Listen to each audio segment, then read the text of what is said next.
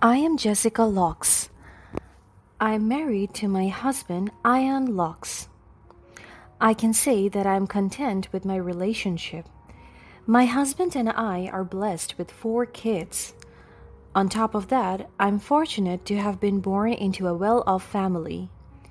My mother is an owner of a corporate company that provides real estate housing and property.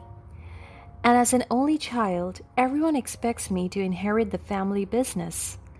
However, as I settled with my own family, I made a promise to myself that I will not rely on my mother's wealth to achieve something or to even make my life better. I always wanted to make a name for myself out of my hard work and efforts. Hence, ever since I was in college, I started to look for jobs and supported myself financially. Even though my mother insisted on providing for me, I told her that I must learn how to become independent. With that, I was able to save money and land a great job. And that work is where I met my husband. We moved to a different town after our wedding. Our marriage life used to be smooth sailing.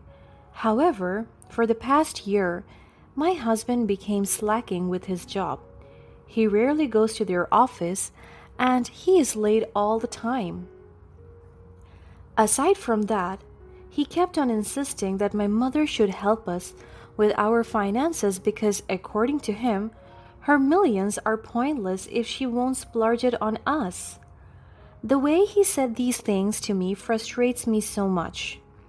That is why I always tried my best to let him understand it is not my mother's responsibility to raise and support us.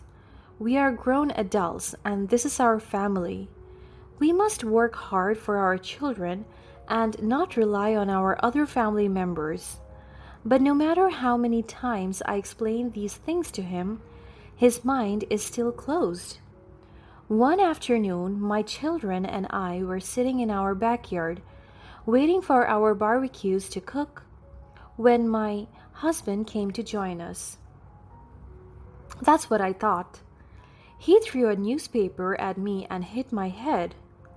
He seems to not care about his actions because I could see the discontentment in his eyes. Read that. What is this all about? Turn to the front page and read it. I followed what he said and I saw my mother's picture. She is headlining today's news.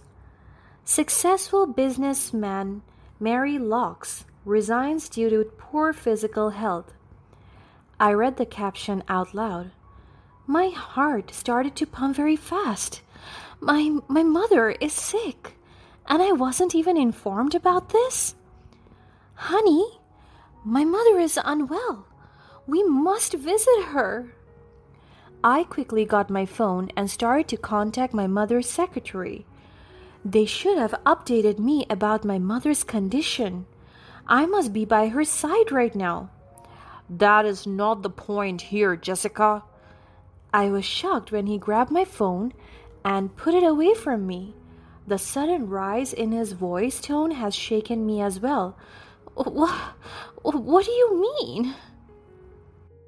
You should be the one acting officer in charge while your mother is in recovery. But why haven't they contacted you? Honey, I don't know. And I shouldn't be worrying about that thing right now. My mother's health is more important. So give me the phone and let me talk to her secretary. You're really stupid, aren't you? Or are you just selfish? What are you talking about? Oh, please, you never wanted that company. Because what? You hate to rely on your mother's wealth, so you'll just let your own family suffer just because of that philosophy of yours. Huh, you're awful. Honey, you know that is not true. Of course, that is true. Can't you see? I cannot stand being in that worthless job anymore. I have all the options to stop going into that dead-ass job because I have a wife whose mother is a millionaire. But she's here acting like an independent and empowered woman. when in fact she is just so self serving. I held back my tears as I listened to every word that my husband said. What happened to him? He was so angry at me. I did not understand where all of this anger was coming from. Please, give me back my phone. My mother needs me. He hissed and threw the phone at me. He kicked the table and chairs as he went back inside the house. I called my mother's secretary, and after several calls, she finally answered. Hello, Sadie? How is my mother? Hello, Ma'am Jessica. I am so sorry for not notifying you about your mom's condition. We were busy with press conferences and releases, and your mother personally doesn't want you to worry, but rest assured that she has been well taken care of. Oh, thank you. But can you please tell me how her condition is now? The doctor said her high blood pressure is high due to stress. She opted to be hospitalized at home. You can visit her here. I will, Sadie. Can I talk to her? Sure, ma'am. I'll be right back. I waited for Sadie to come back, and while waiting, my heart ached for my mother. After all this time, and even while suffering from her physical condition, she still thinks about me. I wanted to be near her right now. I could hear Sadie talking to my mom softly on the other side, telling her that I wanted to talk to her. And after a few seconds, I could hear the raspy breathing of my mom. And every time I hear it, my heart breaks 1,000 times. Sweetheart? As soon as I heard her voice, I couldn't help it anymore. I cried, and I knew that she noticed my sobs. Please, don't cry. Mommy is fine. I will be fine. How are you? I want to see you, Mom.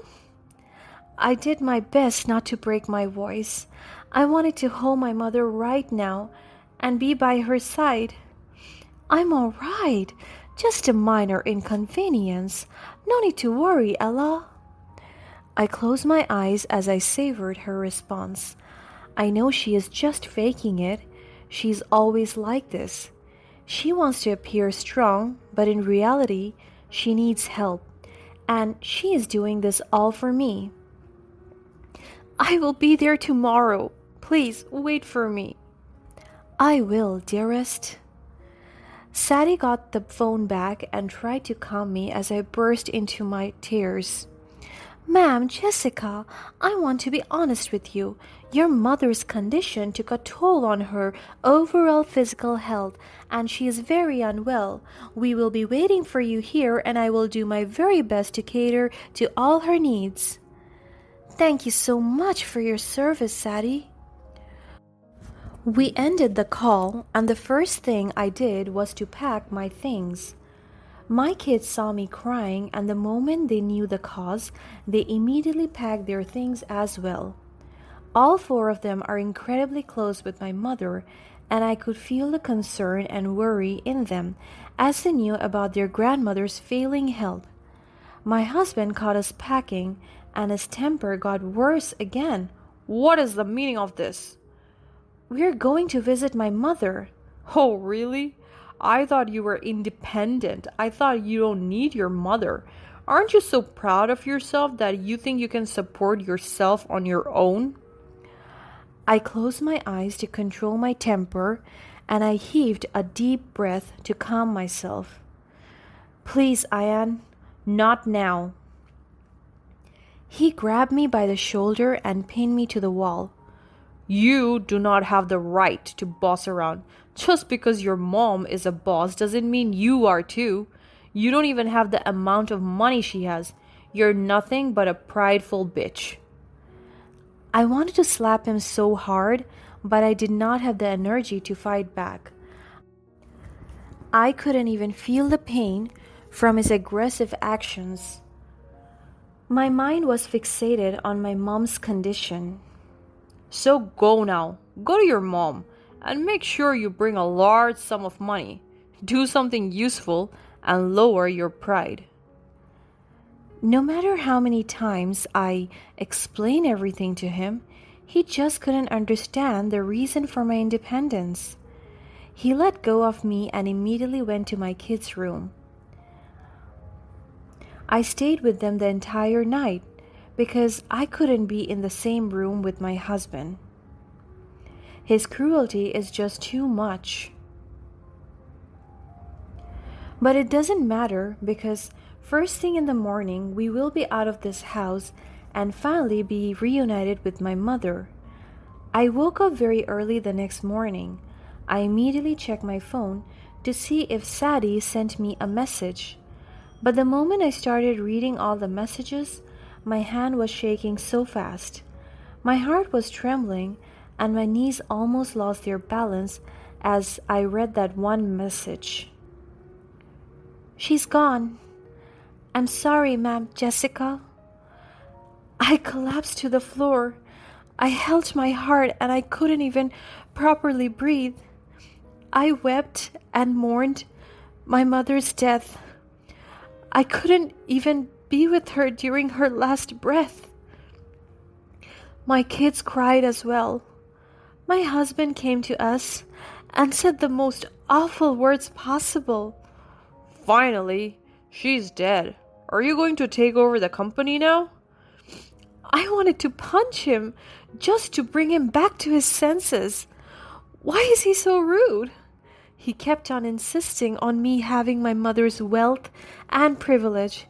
It is not mine to claim. Please, Ayan, do not even start. He just scuffled and smirked at me as he left us there, mourning and crying. My phone rang and I answered it immediately. It was Sadie. She told me that she is on her way here to our house and she wants to discuss with me my mother's testament. I told her that maybe it is not yet the right time to talk about those things, but she asserted to me that it is very urgent. There was nothing I could do, so I agreed with her. After a few hours, Sadie finally arrived. I escorted her to my study. She wasted no time, as she immediately handed me the documents as soon as I sat down. I know you are still grieving. Yes, I am. I haven't seen my mother yet, and you want me to discuss the inheritance right away? I'm sorry, but I'm just following the protocol. I heaved a sigh. My mother has always been very organized. She wants everything to be thorough and follow the necessary process. That is why I don't have a choice but to follow her orders. And with that, Sadie was about to discuss to me the contents of the document when the door opened. It was my husband. It is such a shame considering you left me out. I am Jessica's husband and I deserve to know everything. I'm sorry, but I cannot do that, sir. The protocol explicitly highlighted that only Ma'am Jessica must read the document. Nonsense. This is complete nonsense. What will happen if I stay here? Will someone shoot me or arrest me? Mary is dead, and the dead can't hear nor see us. So get on with it and let me know whether my wife will inherit all her wealth or not. Again, I controlled myself. I don't want to start any fight, not today when my mother just passed away. I signaled Sadie to continue and that it is okay to have him with us. Sadie discussed my mother's testament, including her desires for the company, plans for the future, and community. She also told me about my mother's decision about her lands, assets, and liabilities, including my husband's obsession with her wealth. So, will Jessica have it? Sadie cleared her throat as she was going to read my mother's testament. I, Mary Locks, bestow all properties, lands, assets, intangible and tangible necessities, and wealth written under my name and possession to my only kin, Marilla Locks. What? Who is that? Sadie looked so confused. Marilla Locks? Madam Mary's daughter? So, what are you saying? That Jessica has a sister? What do you mean? Marilla is an only child, sir. My husband's frustration has already gotten to him. He was so full of anger. You are not a legitimate child? He shouted at me. Did he think of that? I saw how Sadie was so confused, but I'm quite getting everything here. My husband thinks that I am not a legitimate child because the inheritance is to be passed down to someone named Marilla Locks. But I am Marilla Locks. Marilla is my birth name. I always hated that name because my classmates always bully me for having an old woman's name. That is why when I was 13 years old, I started to call my name Jessica, and the people around me grew accustomed to that name except my mother. And from her words, she would say, "Whatever name you may call yourself, you will always be my Marilla, my one and only Marilla." My heart breaks again as I remembered my mother's voice. However, I have to deal with the situation at hand. I gave Sadie intense eye contact, telling her to go with the flow, and she was smart enough to understand it right away. Hence, I will trick my husband into thinking that I am truly an illegitimate child. I'm sorry, honey. I tried to reach out for his hand, but he pushed me away. I get it now. That's why you don't want to ask for help and money from your mother because you don't even have that authority. You are nothing but a bastard daughter. He shouted right into my face and slammed the door right in front of me as he walked out. Sadie came to my aid and hugged me.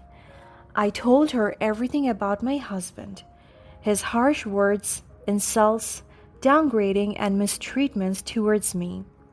She was so mad and promised me that she would protect me at all costs. On top of that, Sadie will become my assistant now that my mother is gone, which made me feel a little better. Later that night, my husband left us. My kids cried so hard and were asking me for the reason for our separation. I told them that things weren't going well with us both and that we should part ways. On the following days, we spent our entire time tending at my mother's funeral. I haven't heard anything from my husband as well. I bet he truly buys that narrative. I have had enough of his mistreatments. He was lucky to have someone as patient and understanding as me, because there were times when he has finally pushed my button, but I chose to remain calm because I still respect him as my husband and the father of my children. But that respect has never been reciprocated. His words and actions towards me says it all. It has always been so easy for him to insult and make me feel bad about myself. Months passed and there was no sign of my husband leaving. I have already filed the divorce papers because I wanted to be set free from him completely.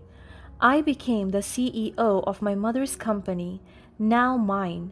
I took over the legal and administrative decisions for my mother's entire business empire. I worked every day to honor the memory and hard work of my mother as well, and within a span of a short time, I was able to make a mark in the industry.